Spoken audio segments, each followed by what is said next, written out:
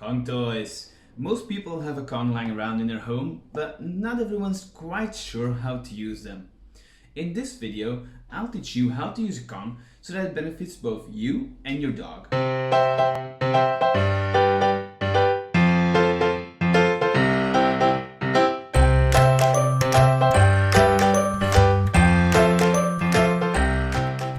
Before we start talking about Kongs, make sure to hit the subscribe button so you know whenever I upload a new video.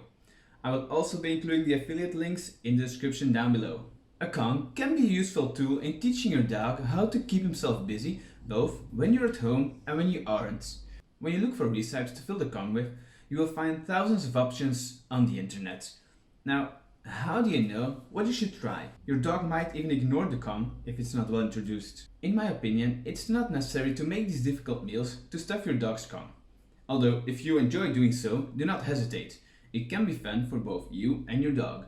The Kong in itself isn't a magical tool that will fix all of your dog behavioral issues and train your puppy to be the best puppy ever, but by using the Kong in the right way, you can use it as a tool to help you and your dog. By introducing the Kong in a positive way, your dog will love it. When arriving at the pet store or when browsing the internet in search of Kongs, you will end up finding tons of different varieties.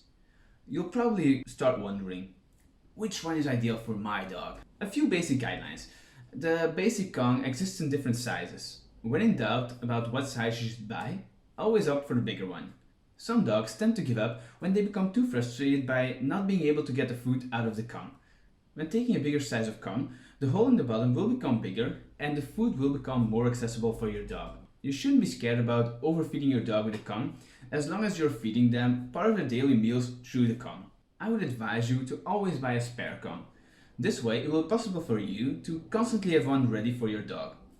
Otherwise, you'll probably get to the point where you want to give your dog Kong and there isn't one prepared. There are also different types of toughness of a Kong. The red one, the classic one, is most standard and will do for about any dog. Kong has, however, also a black one, which is for the so-called super chewers, and a pink or blue one for the puppies. I think they also have a purple one for senior dogs. The black ones are the toughest out there, and the one for puppies and senior dogs tend to be a little less tough. As you have probably already noticed, there are a bunch of different types of Kong toys out there. Kongs like the Kong biscuit ball and the Kong bamboo feeder are made so that the food falls out when your dog plays with the toy. And the Kong goodie bone, which is usually filled up with cheese or peanut butter, for example. That said, the classic Kong remains top of the class between all Kong toys. The filler stuff that's marketed in pet stores and online is not what I should recommend using for your dog. Much like with human fast food, the quality of these filling tubes is often not that great. It's also filled with lots of fats, so I would stay clear of this. As I mentioned before, there are tons of alternatives you can find online which are of course much better in quality, but also tend to take up quite some of your time. If you enjoy preparing these meals for your dog, be sure to do so. This could make things more interesting for your dog as the reward inside of the Kong is bigger than when you use their own kibble, for example. But it won't solve any problems if you run out of fresh food all of a sudden, since your dog won't be interested if it's just kibble inside. Because of this, I recommend starting with simple recipes to get your dog used to the Kong. Now, let's get started. How do we get your dog interested in the Kong, no matter what's inside of it? We'll be using kibble to start off this training. This makes it easy, simple, and much cheaper than using alternatives. Since you're using a dog's own food, make sure to not make this an extra. So you measure the food of your dog for the day, moisten part of it and fill it up a Kong. Then freeze it. By letting your puppy take his meal out of a Kong, you're already chew training him. You are making it clear to a puppy that a Kong is something he can chew on. A feeding bowl is an easy way to feed your dog, but by using a Kong, you're already teaching your dog some wanted basic chewing behavior.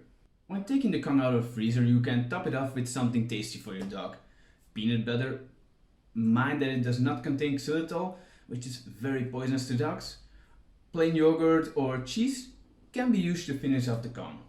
As your dog starts to lick and chew the Kong, the insides thaw relatively quickly and the food will get more accessible to your dog. As long as your dog puts in the effort, he will receive the food inside. This makes a Kong a self-rewarding activity. In dog training we call this auto-shaping. Auto-shaping exactly means what it sounds like. Your dog is practically training himself. As your puppy grows up, most people tend to switch over to a bowl to feed their dog, but you can always use a Kong every now and then to treat your dog. Your dog will start enjoying being by himself when presented with a Kong, and this makes it a useful tool to teach your dog how to be alone. Both chewing and eating releases endorphins into the dog's brain, making this a very pleasant experience. Because your dog has a Kong to entertain himself when alone, this will be your first line of defense against boredom, which leads to your dog doing things he shouldn't do, excessive barking, chewing on things they're not allowed to, and it can also help with a dog that's having a hard time being on his own. Due to its concept, a Kong can also help in crate and potty training your dog by providing them with something to focus their thoughts on.